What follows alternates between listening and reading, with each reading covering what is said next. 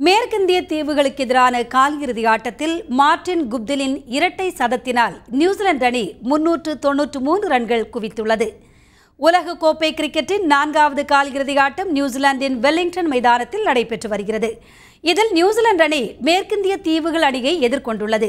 இந்த போட்டியில் டாஸ் வென்ற நியூசிலாந்து முதலில் களம் இறங்கியது. அந்த அணியின் தொடக்க வீரர்களாக மார்டின் குப்திலும் பிராண்டன் மெக்கலமும் ஆட்டத்தை தொடர்ந்தனர். மெக்கலம் 12 ரன்களில் ஆட்டமிழந்தார்.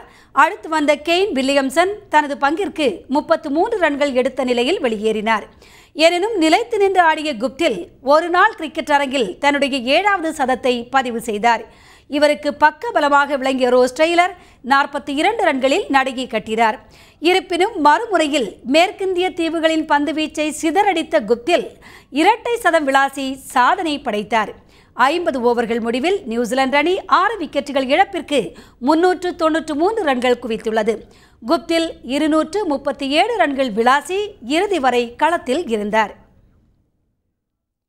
இதனையடுத்து 394 ரன்கள் என்ற இமாலய இலக்குடன் மேற்கிந்திய தீவுகள் அணி களம் இறங்கியது. ஆனால் அந்த அணியின் தொடக்க வீரர் ஜான்சன் சார்லஸ் 3 ரன்களில் ஆட்டமிழந்து அதிர்ச்சியளித்தார். மேற்கிந்திய தீவுகள் அணிக்கு எதிராக 237 ரன்கள் விளாசியதன் மூலமாக நியூசிலாந்து வீரர் மார்டின் குப்தில் புதிய சாதனை படைத்துள்ளார்.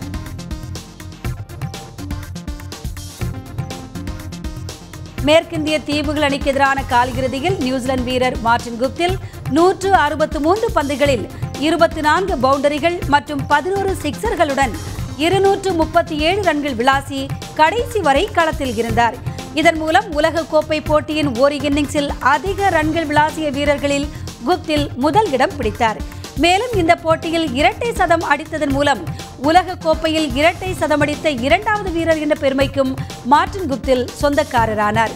சர்வதேச ஒருநாள் கிரிக்கெட்டில் இரட்டை சதமடித்த வீரர்களில் இந்தியாவின் சச்சின், ஷேவாக், ரோஹித் மற்றும் மேற்கிந்திய தீவுகள் வீரர் கிறிஸ் கெயில் ஆகியோருக்கு அடுத்தபடியாக 5வது வீரராகவும் குப்தில் இணைந்து கொண்டார். அத்துடன் ஒருநாள் கிரிக்கெட்டின் ஒரு இன்னிங்ஸில் அதிக ரன்கள் விளாசிய வீரர்களில் இந்தியாவின் ரோஹித் சர்மாவுக்கு அடுத்தபடியாக 237 ரன்களுடன் 2வது இடம் பிடித்துள்ளார்.